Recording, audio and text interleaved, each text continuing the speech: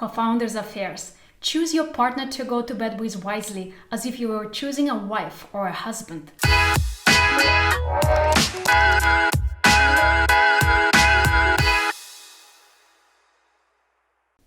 Think of how much time you spend with your life partner, and now compare that with the time you spend with your colleagues at work. Now imagine how painful, awkward, and unpredictable splitting with your spouse can be. You always thought you knew this person inside out, but it turns out that is just not the case. He or she can reveal their ugliest side to your greatest surprise at the moment when you are most vulnerable or weak. And so an innocent girl became a monster. She's a monster! A monster! About 50% of all marriages in the US end up in a divorce, and about 50% of founders are no longer the CEO after 3 years into a venture either. As much as a divorce can be painful and costly, the same goes for co-founders splitting when they feel that they are no longer aligned towards the same goals. Here are a few tips and insights on how to look for, choose, and forecast an upcoming co-founder relationship. Good working relationship. You don't need to be friends, but it would be good if you at least like each other or have some similarities or common interests. There is the concept of a look-alike rule, which I personally use a lot when hiring or considering someone to become a co-founder for my next company. Would I be up for going for a drink with that person after work to go through everything with them at the end of the day, to confide and to discuss my thoughts and get straight and honest feedback? If the answer is yes, then it's already a great deal. No trust, no deal. We only got a deal, we trust each other. Mutual respect is key. Mutual respect is the second most important thing. You need to respect your co-founder and trust them blindly in all professional matters. If it's a CTO, you need to be sure that he or she is always acting in the best interest of the company, can lead a team of developers and machine learning engineers, and is always capable of building a product at its estimated complexity. I'm simple in this way. I always give my full trust first and then see if that person can maintain and respect that trust. If it turns out that the person has failed the given trust, it's better to cut off the relationship straight away. There may never be the right moment to do it, but it's better to cut it off sooner than later. In fact, the sooner, the better. The sooner he is exterminated, the better. Understand their intentions. To execute the divorce as smoothly as possible, you will first need to set up the foundation way before the co-founder joins and starts working with you. In initial conversations, it's important to understand his or her intentions. What exactly drives that person? Money? You're just a capitalist dupe. All you care about is money. Recognition or boredom and too much time in their hands? Are they prepared to dig into their own pockets in return for stock? Will they invest all their time, or is it just a part-time commitment?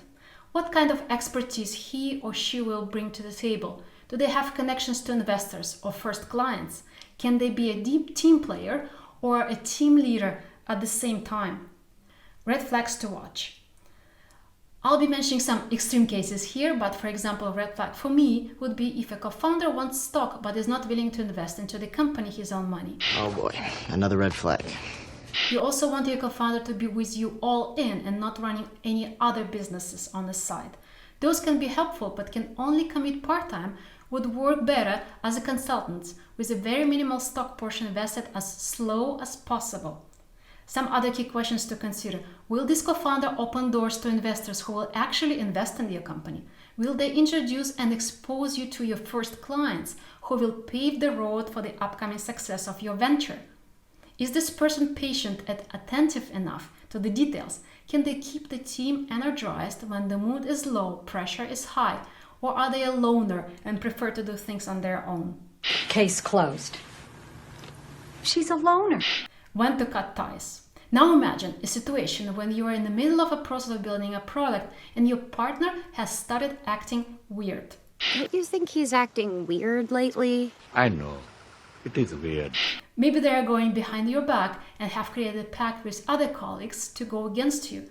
Maybe their mind is elsewhere and they've lost their confidence, and now it's affecting all the others around.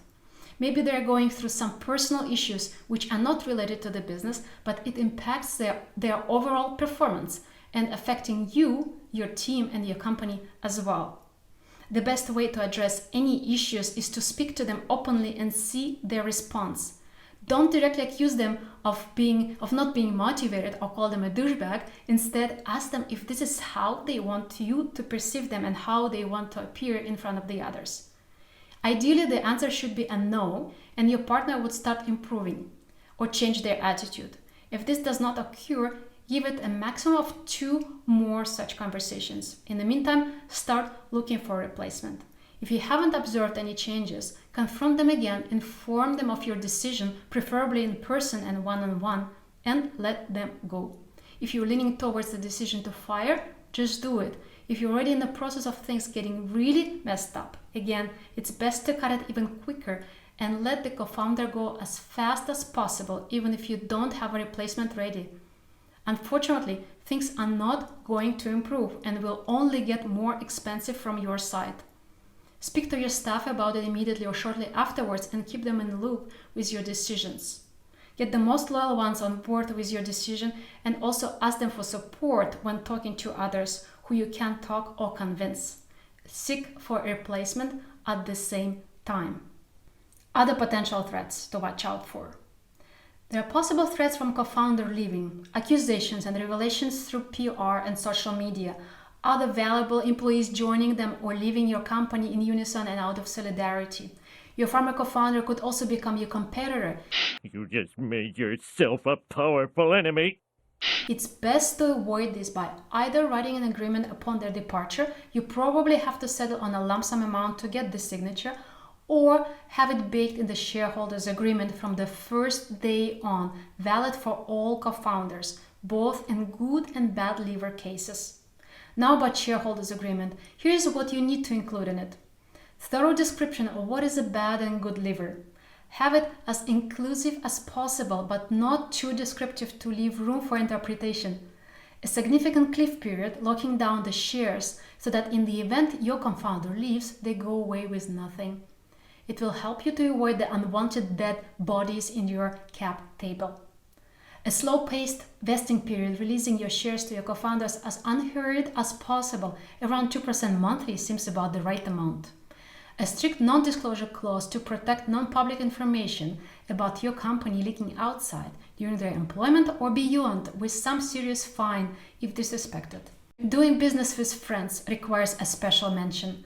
I personally would rather not do business with my friends, but if you really have to, here are my top thoughts.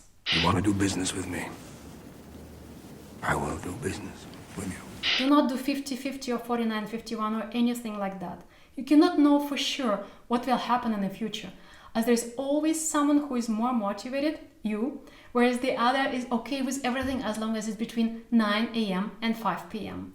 I know it's an extreme case, but I've seen those scenarios developing too often to ignore. It's okay to do business with a friend if you worked with them in the past and it was a positive experience. It's also okay if they invest their own money into this company. Don't give them shares as a gift. Instead, ask them to pay for it. If you pay for a puppy or a kitten, you'll love it more versus if you got it for free too. They agree to full-time commitment at a salary below their market value for at least 2 years. If it's for only 6 months or even a year, it's best not to invite this person to join your deal at all. If they have another business running on the side, this is usually not a good sign. It's better to then keep this person as an active consultant, which may become passive at any time.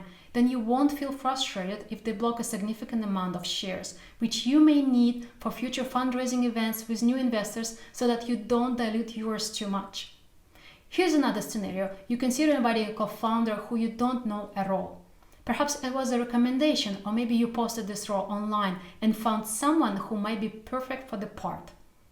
If it's a technical person, give them a task to do. We need to be 110% sure that you would be able to complete so difficult a task.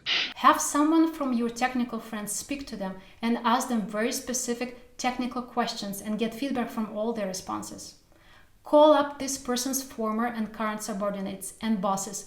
Don't email them, as there are many things that can't be asked or put into the email. Finally enough, do not forget to Google your candidate. Check their social media profiles and also profiles of their former colleagues and family. Well, you ain't ever Googled it?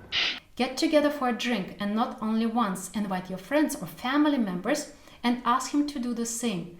Listen and watch carefully how this person behaves in front of the others, whether they are friends, colleagues, staff, or family. You don't need to be best friends with them, but mutual respect is crucial. Based on that mutual respect, We could make quite a team. After all of these steps, if your intuition tells you it's not the right person, it's most likely so. Think of it like choosing a husband or a wife. Imagine you will be spending days and sometimes nights with this person for the next few years. Isn't it something to take very seriously? Trust your gut.